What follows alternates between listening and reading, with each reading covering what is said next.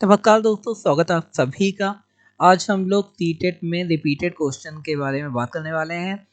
जानकारी से पता चला है सूत्रों से कि क्वेश्चन कम से कम 40-50 क्वेश्चन रिपीटेड आ रहे हैं हर बार सीटेट में।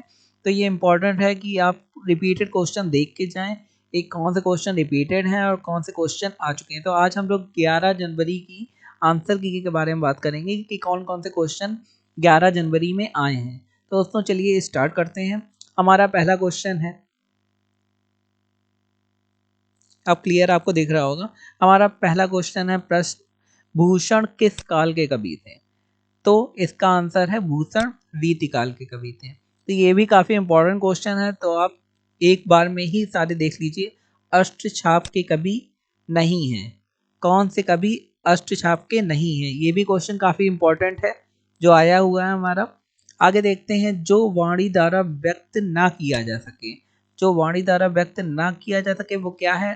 आत्म साक्षात्कार, ये तो नहीं है, जाहिर सी बात है। सहानुभूति, वो भी नहीं है। सहानुभूति तो वाणी द्वारा वैसे व्यक्त नहीं करी जा सकती है, लेकिन वो बोल के भी करी जा सकती है और टच करके भी, छू के भी।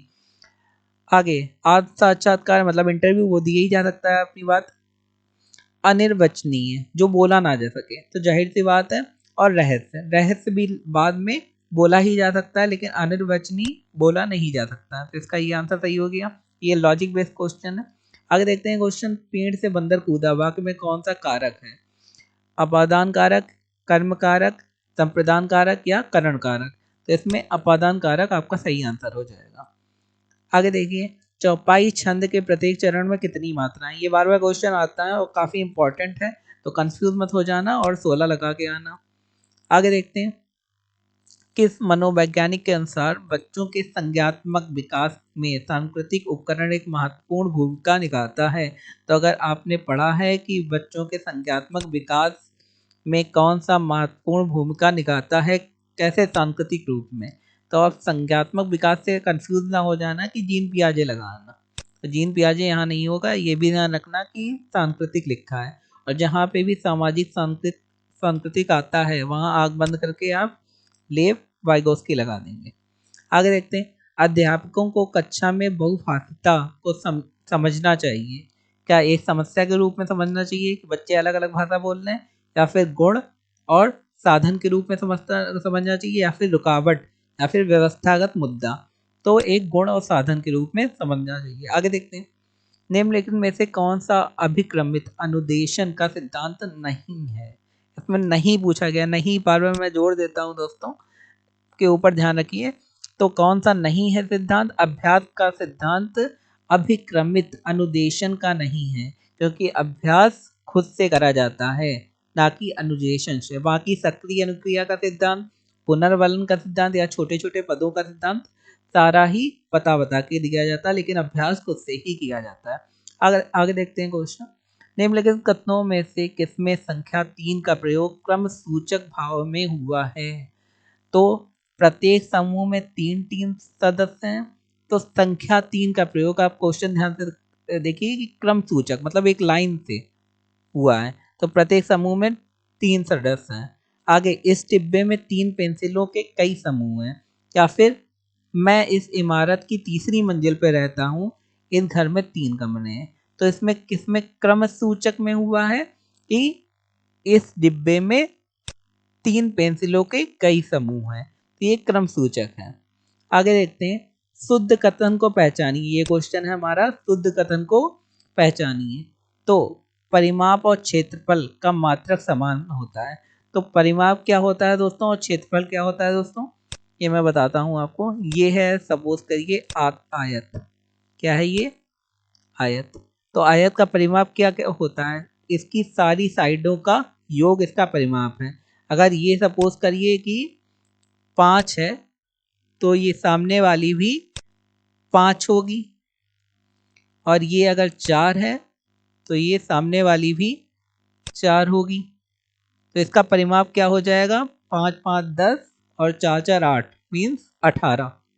और इसका क्षेत्रफल क्या होगा? क्षेत्रफल हम लोगों का निकालने के लिए मल्टीप्लाई करना होता है, गुणा करना होता है, तो ये बीच का एरिया क्षेत्रफल हो जाएगा। तो इसका क्या मात्रक समान होता है? नहीं, बिल्कुल नहीं। मात्रक क्या होता है कि जैसे मीटर या मीटर स्क्वायर या किलोमीटर, तो इस टाइप का। आगे दूसरा देखते हैं, किसी आकृति का आकार उसके परिमाप का निर्धारण करता है। तो ये क्या सही हो सकता है? कोई आकृति जैसे आयत है, इसका आकार उसका परिमाप निर्धारण करता है। बिल्कुल सही बात है कि अगर ये बड़ा आयत होगा तो इसका परिमाप ज़्यादा होगा, छोटा आयत होगा तो इसका परिमाप कम होगा। आगे देखते हैं, यदि दो आकृतियों का क्षेत्रफल समान है तो उसका परिमाप समान होगा। अगर दो आकृतियां हैं, सपोज करिए एक आयत है और एक वर्ग है, तो अगर इनका क्षेत्रफल समान है, सपोज करो ये क्षेत्रफल समान है, तो क्या परिमाप समान होगा? नहीं, ऐसा नहीं है, इसका परिमाप कुछ और होगा, इसका परिमाप कुछ और होगा। आगे देखते हैं, यदि दो आकृतियों का परिमाप समान है तो उनका क्षेत्रफल समान होगा। अगर इसका परिमाप समान है और इसका भी परिमाप समान है तो उनका क्षेत्रफल समान होगा, ऐसा भी नहीं है। तो कौन सा इसमें सही है? सबसे सही है किसी आकृति का आकार उसके परिमाप, हाँ, किसी आकृति का आकार उसके परिमाप का निर्धारण करता है, ये सही है। आगे देखते हैं, आगे क्वेश्चन और इम्पोर्टेंट है, उत्तर प्रदेश का लोक नृत्य क्या है? वो है कथक। आगे देखते हैं, ऊंट के मुंह में जीरा, इसका क्या, ये आपने काफी बार देखा होगा। तो इसका मतलब है आवश्यकता से बहुत कम प्राप्त होने वाली चीज, आपको जरूरत ज्यादा की है, मिला बहुत कम है। आगे देखते हैं, योजना आयोग का नाम बदलकर क्या हुआ है? उसका नाम बदल के नीति आयोग 2015 में हुआ है। आगे देखते हैं, गणेश व लक्ष्मी जी की पूजा किस त्योहार में की जाती है? ये सिंपल सा क्वेश्चन आया है, वो दिवाली में की जाती है। ह्वेनसांग एक प्रसिद्ध चीनी बौद्ध भिक्षु था, वह हर्षवर्धन के काल में भारत आया था। तो वो पूछा गया था वो कौन से राजा के काल में भारत आया, तो वो हर्षवर्धन के काल में आया था। तो ये वाले क्वेश्चन अगर आपको समझ में आ गए हों, काफी इंपॉर्टेंट क्वेश्चन, आप देखते रहिए। आगे बढ़ते हैं, बहती गंगा में हाथ धोना, ये भी मुहावरा आया है, इसका अर्थ होता है किसी अवतार का लाभ, किसी अवसर का लाभ उठा लेना। आगे आगे देखते हैं, क्वेश्चन है कि 0.5, 0.75 और 1.25, तो इसमें अंतर आपको समझ में आ रहा है। सबसे पहले 0.5 से 0.75 में क्या अंतर है? खाली 25 पैसे का अंतर है, मतलब 0.25, मतलब 0.25 का अंतर है। 2.5 बढ़ गया यहाँ पे जाके। इसके बाद फिर 2.5 बढ़ जाता है जब 0.75 से 1 में जाता है, 1 में जाता है, तो 1 रुपए हो जाता है यहाँ पे, तो 25 पैसे बढ़ जाता है। आगे फिर 25 पैसे बढ़ेगा, मतलब 1 रुपए से 1 रुपए 25 पैसे हो जाएगा। तो हर बार 25 पैसे पड़ रहा है, तो दोबारा 25 पैसे बढ़ा देंगे तो 1 रुपए 50 पैसे, यहाँ पे आपका आंसर आ जाएगा। आगे देखते हैं, अचल का विलोम शब्द क्या है दोस्तों? चल है। आगे देखते हैं, जो जीत ना सके, वाक्यांश के लिए एक शब्द लिखिए, और जो जीत ना सके वो क्या है? अजेय कहलाता है। आगे देखते हैं, गंगा का क्या पर्यायवाची है? तो काफी सारे पर्यायवाची, भागीरथी है, जो भी आप लिखना चाहें। स्वर्ग का पर्यायवाची शब्द लिखिए, तो वो देवलोक है।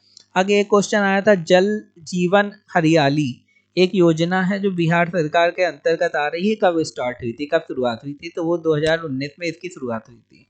तो दोस्तों थैंक यू हमारा वीडियो देखने के लिए। अगर आपको वीडियो पसंद आया तो हमारे चैनल को लाइक करें, सब्सक्राइब करें और अपने दोस्तों से जरूर शेयर करें।